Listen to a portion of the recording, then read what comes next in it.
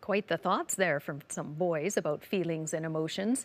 So is there still a stigma around men and boys when it comes to showing emotion, and how does that affect their long-term mental health? Here to shed some light is Lance Drozda. He is founder of I Am Heart, which offers programs for teen and preteen boys focused on empathy, compassion and emotional awareness. Welcome to Alberta Primetime, Lance. Well, thank you. Lance, why did you start I Am Heart, and what's the intent? Well, the reason why I started I Am Heart, being a father of two young boys and watching them slowly move through their adolescence, and seeing that it's really about trying to be a parent with boys and with around emotional expression and having them navigate through the world where sometimes it's not the most friendly for boys to show, characteristics such as empathy and kindness and vulnerability.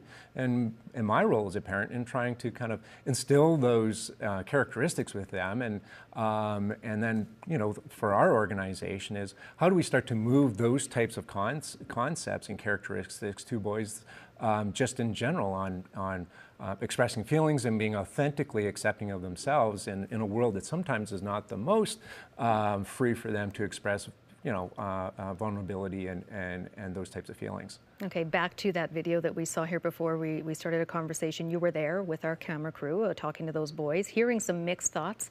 Pretty common views? Generally, they're very, very common views with boys around the environments that they find themselves in, is that knowing that they really have this need, as we all do as humans, to authentically accept how we feel and express that to others and that human connection that comes with that.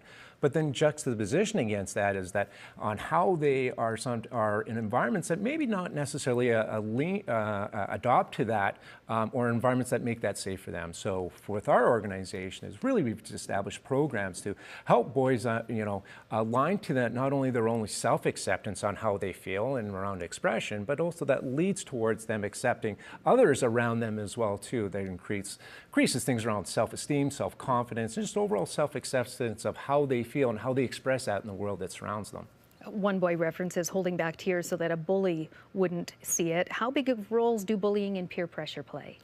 Well, they do, and I think that it plays a role in two areas. First of all, for those that have been bullied, but then as well as those with that are actually bullying.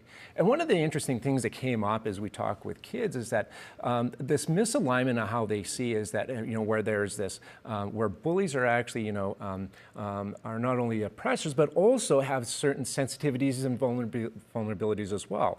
And some of the conversations that we've had with kids is that they really understand that, bullies kind of are trying to persuade those around them from not being sensitive and vulnerable, but those same boys have an understanding that those bullies do themselves actually cry and have those sensitive feelings themselves. And so it's a really interesting perspective, both from for children that have been on the receiving end of sometimes negative behavior, but then as well as those that are actually responsible for it. And with our organization, we're really trying to focus on both of those spectrums, because there really are both ends of the bullying spectrum really do align to things around empathy and compassion, and sometimes the behavior doesn't line up with what we as parents or teachers or really hope that it is. But our organization is really focused on kind of those things around empathy, compassion, and vulnerability. And Lance, what is at stake for males as adults if they aren't, or if they are lacking that emotional empowerment component? Well, what happens is that there's really two aspects here that we see. Is first of all that we have children that sometimes have, what would be perceived as behavioral issues in school, and they tend to get a lot of attention as to, how to kind of regulate both emotionally and behavioral wise, but as well as with children that, definitely kind of conform and have good grades and seem to be very functional in the school environments, but have yet also have not have that misalignment between how they feel and how they express that. And what we do find is that as kids get older and older into adulthood, is that some of these issues that we find that we're hoping to address now as in their youth tend to come out as adults. And those are really around about, self-acceptance of emotions and emotional regularity and those types of things.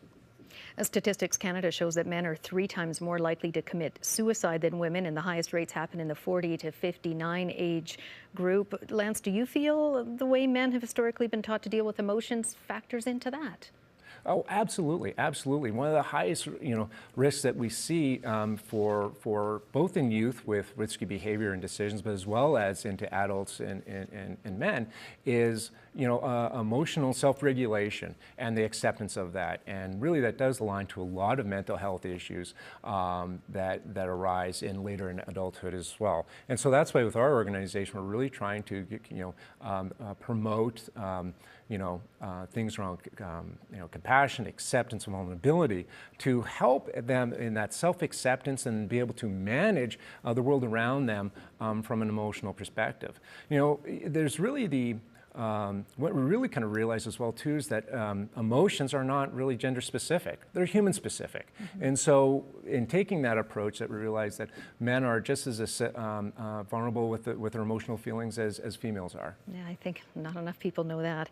Lance, bottom line, overall, what do you hope to accomplish through your programs? What we're really trying to do is create an environment where boys have an increased acceptance both within themselves and within the world around them, around emotion, compassion, and empathy. And we realize that those types of things, make the world a better place. And it also helps children kind of navigate this complex world that they find themselves in.